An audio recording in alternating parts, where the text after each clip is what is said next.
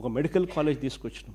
ఆ medical college వల్ల జరిగే మంచి ఏమిటి అని అంటే, ఒక మెడికల్ కాలేజ్ ఎప్పుడైతే జిల్లా హెడ్ క్వార్టర్స్లోకి వస్తుందో ఆ 8 సెగ్మెంట్లకు సంబంధించి ప్రైవేట్ ఎక్స్‌ప్లాయిటేషన్ ఆగిపోతుంది.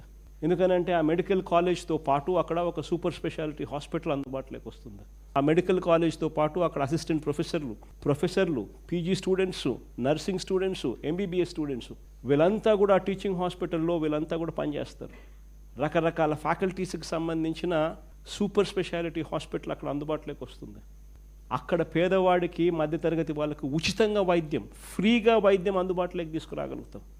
ఇవి ఒకటే కాదు, జిల్లాలోని మిగిలిన విలేజ్ క్లినిక్స్ దగ్గర నుంచి, పిహెచ్సిస్ దగ్గర నుంచి, సిహెచ్సిస్ దగ్గర నుంచి, కమ్యూనిటీ హెల్త్ సెంటర్స్ దగ్గర నుంచి, డిస్ట్రిక్ట్ హాస్పిటల్స్ దగ్గర నుంచి, టీచింగ్ హాస్పిటల్స్ దాకా కూడా ఈ టీచింగ్ హాస్పిటల్ ఒక గైడ్గా పనిచేస్తుంది. ప్రతి విలేజ్ క్లినిక్లోనూ వీడియో కాన్ఫరెన్స్ ఫెసిలిటీ ఉంది పెట్టాం.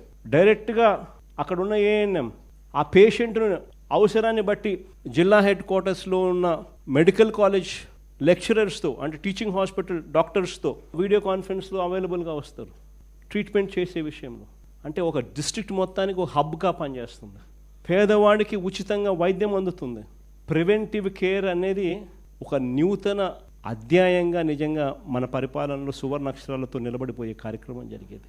రెండోది, ఇక్కడ అవైలబిలిటీలోకి వచ్చే సీట్లు దాదాపుగా చూస్తే మన ముఖ్యమంత్రి అయ్యేదాకా చూస్తే 2360 సీట్లు మాత్రమే ఆంధ్ర రాష్ట్రంలో సీట్లు అవైలబుల్గా ఉంటే, ఈ 17 మెడికల్ కాలేజ్ సీట్స్ ద్వారా అదనంగా మరో 2550 మెడికల్ కాలేజ్ సీట్లు అందుబాటులోకి వచ్చేటివి.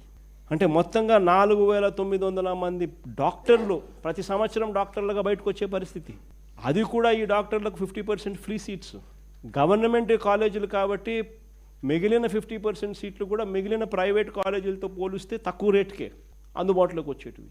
సో ఒక రకంగా విద్యాపరంగా పేదవాడికి, మిడిల్ క్లాస్కు తీవ్ర నష్టం చేస్తూ ఉన్నాడు చంద్రబాబు నాయుడు.